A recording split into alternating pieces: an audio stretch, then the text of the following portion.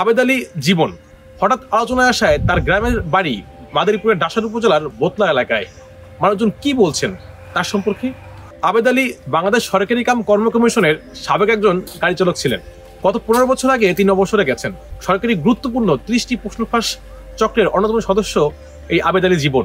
চলুন দেখে আসি তার গ্রামের বাড়ি, তার প্রতিবেশী এবং এলাকার লোকজন তাকে নিয়ে কি ভাবছেন। তার মা বাবা সকলকেই আমি চিনি। তারা অর্থনৈতিকভাবে খুব স্বাবলম্বী ছিল না, তবে মোটামুটি ভাবে জীবনযাপন করছে।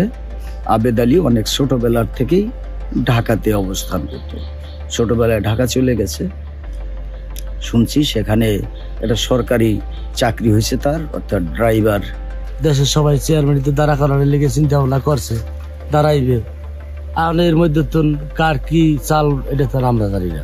সে ওই মনে করেন একজনে মেয়ে বিয়ে দিতে পারে না, ভাই আমার মেয়েরা তো বিয়ে দিতে কষ্ট হয়, তাকে ভালো সাহায্য করতো। জানতাম সচিবের চাকরি করো, চাকরি করে এই সময় সম্পত্তি মনে করো হেনে আছে, বাপেরও আছে, আবার মামু ঘোরা ভাই ঘোরা খাইছে।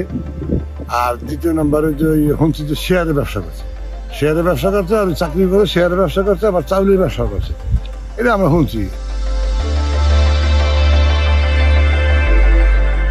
তার বর্তমানে গ্রামের বাড়ি মাদারীপুরের ডাসার উপজেলায় আমরা রয়েছি। এই উপজেলায় তার যে আলিশান বাড়ি রয়েছে, সেই আলিশান বাড়ির পাশেই রয়েছে তার সম্পত্তি কেনা জমি। সৈয়দ আবেদ আলী জীবন পুলিশের সিআইডি হাতে গ্রেপ্তার হয়েছেন। গ্রেপ্তার হওয়ার পর এলাকাবাসী তার সম্পর্কে বিভিন্ন মন্তব্য করছেন।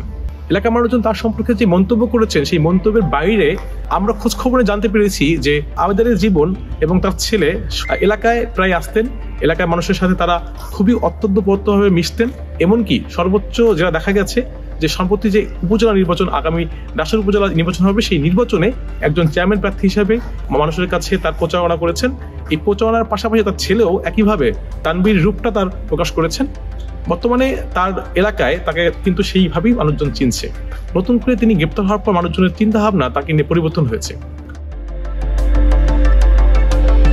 ডাসারে শোনা গেছে তার স্ত্রীর নামে কিছু জমি কিনছে, মাদারীপুরে কিছু জমি কিনছে, তার কর্ণপাড়ায় কিছু তার জমি ক্রয় করা আছে। তিনি পার্শ্ববর্তী ইউনিয়ন খাঞ্জাপুরের কিছু জমি কিনছে। এলাকায় তিনি 3 তলা একটি আলিশান ভবন করছেন। পাশে তিনি তার নিজের নামে একটা পাকা মসজিদ করছেন। সেখানেও তিনি অনেক কোটি কোটি টাকা ব্যয় করছেন।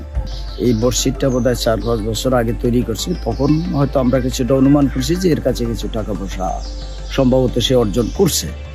এরপরে 2 বছর আগের থেকে একটা বাড়ি এখানে করতেছে, সেটা উল্লেখযোগ্য একটা ভালো মানের বাড়ি করতেছে। তো সেখান থেকে বুঝি যে সে কিছু টাকা পয়সা অর্জন করছে। এখন সেই অর্জনটা তার বৈধ না অবৈধ। দানশীল যে একটা বিষয়, হঠাৎ করে আইসাদের দানশীল হয়ে গেল। এবং তার ছেলেকে দেখছি যে দামি দামি গাড়ির থেকে বের হয়ে রাস্তায় ঈদের সময় টাকা বিলি করছেন।